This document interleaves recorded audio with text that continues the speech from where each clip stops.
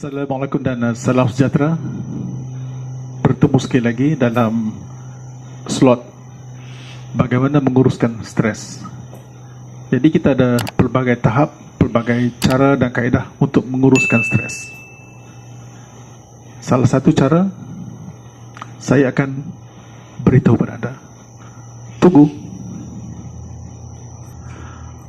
Tuan-tuan dan puan sekalian, stres dialami oleh pelbagai manusia, kecil, besar, tua, muda, miskin, kaya, dan pelbagai bangsa dan agama, tak kira warna kulit dan sebagainya.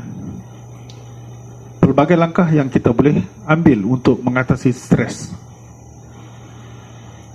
Malaysia satu negara yang kaya dengan flora dan fauna.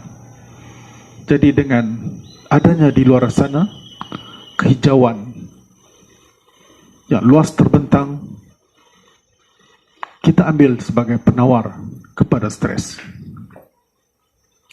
Luangkan sedikit masa untuk menghayati keindahan alam, melihat ciptaan ilahi, mendengar ombak mengempas ke pantai, melihat unggas-unggas berterbangan.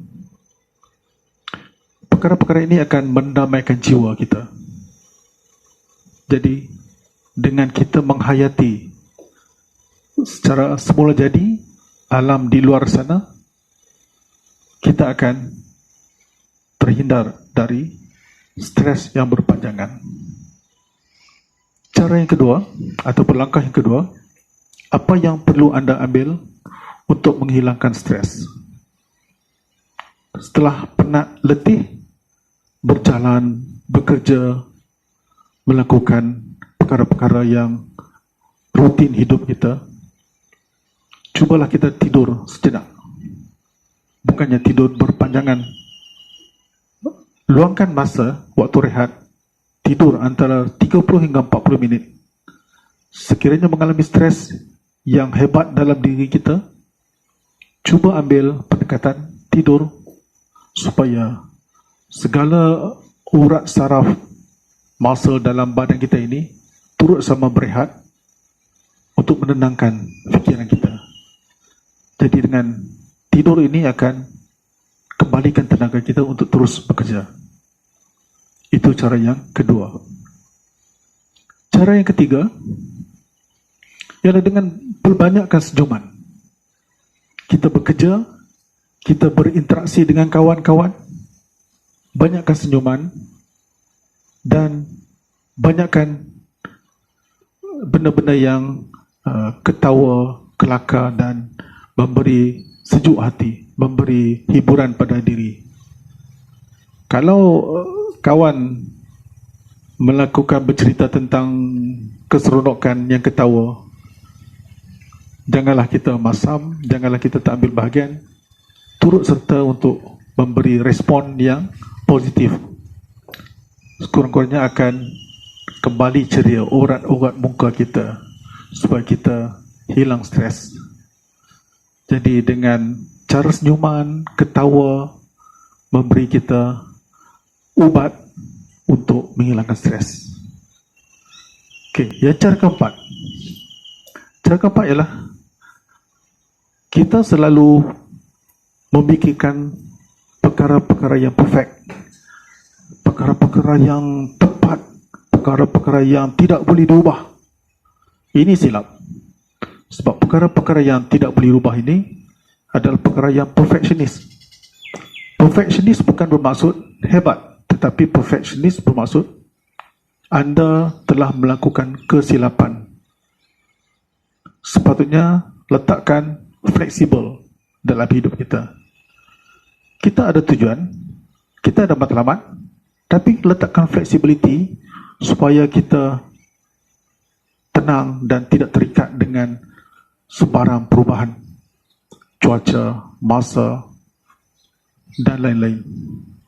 Orang yang perfectionist ini akan menjadikan diri mereka runsing, akan menjadikan diri mereka risau dan seterusnya akan stres. Cara yang kelima ialah positifkan pemikiran. Banyakkan berfikir perkara-perkara yang baik, perkara-perkara yang mudah diterima. Jangan berfikiran benda yang negatif, menyalahkan orang lain, menyalahkan keadaan. Kalau dalam Islam dinyatakan istighfar. Istighfar banyak-banyak supaya kita diterima, diridai segala perbuatan kita oleh Allah Subhanahu wa taala. Positifkan pemikiran, fikir yang baik-baik supaya kita sentiasa tenang dan tidak mudah agresif. Seterusnya, bersukan. Bersukan bukan bermakna bermain setiap hari sambil bekerja bermain, bukan.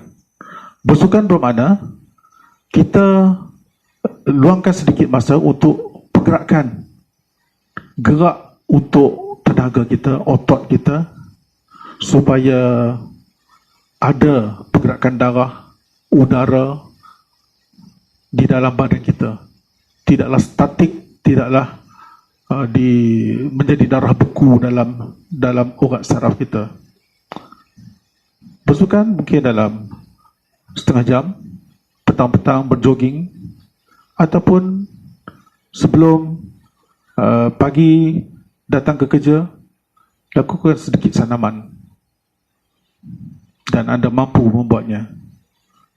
Dan yang terakhir, untuk langkah-langkah yang diambil yang boleh supaya menghilangkan stres ialah dengan membaca Al-Quran bagi Islam.